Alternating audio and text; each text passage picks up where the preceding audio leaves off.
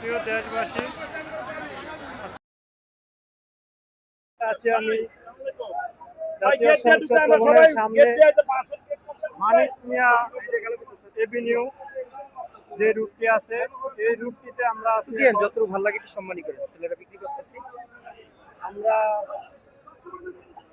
এখন মানিক মিয়া এভিনিউতে আছি।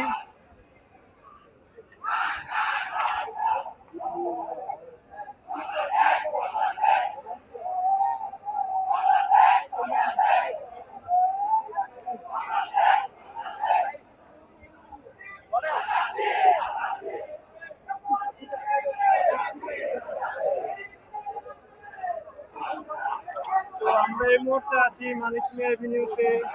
আপনারা যেখানে আছেন সবাই দলে দলে যোগদান করুন। ওসমান হাদি ভাইয়ের শেষ জানাজার নামাজ মানিক মিয়া এভিনিউতে অনুষ্ঠিত হবে। এখানে হাজার হাজার মুসল্লির ঢল নেমেছে।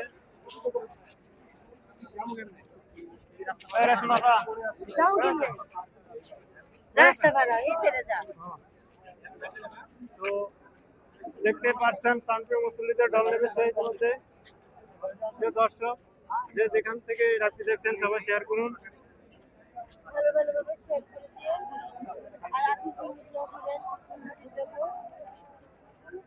বলবেন কিছু? যাতে লড়াই সংগ্রামে সফল হতে পারি।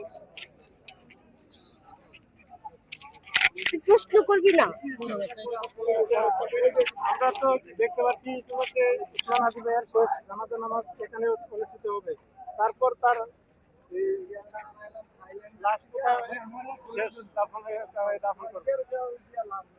হ্যাঁ, অসংখ্য ধন্যবাদ। একজন ত্যাগী এবং পরিশ্রমী এবং সৎ ছেলে ওসমান হাদি। এখন তার জন্য আমরা সবাই সংসদ ভবনে এসেছি। যেহেতু মেয়েদের আসার নিয়ম নাই, তারপর আমরা আসলাম। আপনারা সবাই ওসমান হাদির জন্য দোয়া করবেন। এবং ওসমান হাদি একজন সৎ চরিত্র মানুষ, আগামী প্রজন্মের একজন নেতা। ও বেঁচে থাকলে এরকম আরো অনেক কিছু করতে পারতো। এরকম ওসমান হাদি মারা গেছে, আর কোন ওসমান হাদি হয়তো আমরা আর পাবো না, আর আমাদের মাঝেও আর ফিরে আসবে না। তো ওসমান হাদির জন্য আসলে অনেক কষ্ট লাগতেছে। রবিবার দিন রাত্রে ওসমান হাদির সাথে আমরা কথা বলছি, সোমবার দিনে ওসমান হাদি মারা গেছে। আসলে এটা মেনে নেওয়া যাচ্ছে না, খুব কষ্টকর। ওর 3 মাসের বাচ্চাটা হয়তো 9 মাস 1 বছর হয়েছে। বাচ্চাটা যখন দেখলাম যে আব্বু আব্বু করে কাঁদতেছে, খুব কষ্ট লাগলো। এরকম অনেকও সন্তান আছে যে ওসমান হাদি ছেলে সন্তানের মতন। আপনারা ওর সন্তানের দিকে এগিয়ে আসবেন এবং আমার প্রত্যাশা ওই ছেলের প্রতি যাতে সরকারে নজর এবং ভরণ পোষণ খরচ করে, সেই জন্য আপনাদের সবার কাছে দোয়া।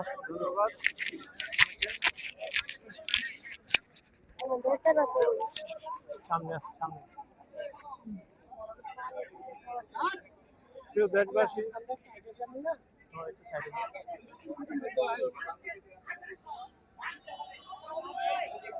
ন্যায়ের পক্ষে হকের পক্ষে কথা বললে এভাবে অকালে জীবন দিতে হয়। এবং আমি চাই পাঠ্যপুস্তকে হাদি ভাইয়ের জীবন কাহিনী এবং পাঠ্যপুস্তকে 2026 তো চলে আসছে, পাঠ্যপুস্তক 27-এ হাদি ভাইয়ের যে কাহিনী সেটা আমাদের পাঠ্যপুস্তক বই আমরা দেখতে চাই। আমরা এরকম ভারতের আগ্রাসন থেকে মুক্তি পাবো কবে, যে পর্যন্ত আমরা সভ্য না হব। আমরা মনে করছিলাম বৈষম্য বিরোধী ছাত্র আন্দোলনের পর এই সরকারের কাছে সাধারণ জনগণের অনেক প্রত্যাশা ছিল, কিন্তু না, তা পূরণ হয় নাই।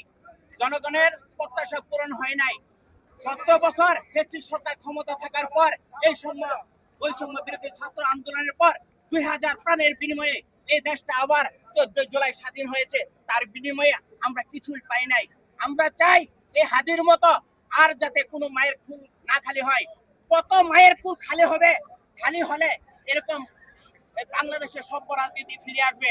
আমরা চাই আগামী প্রজন্মে বাংলাদেশে সভ্য রাজনীতি ফিরে আসুক, আর ভারতের আগ্রাসন দ্রুত নিপাত যাক। আসসালামু আলাইকুম।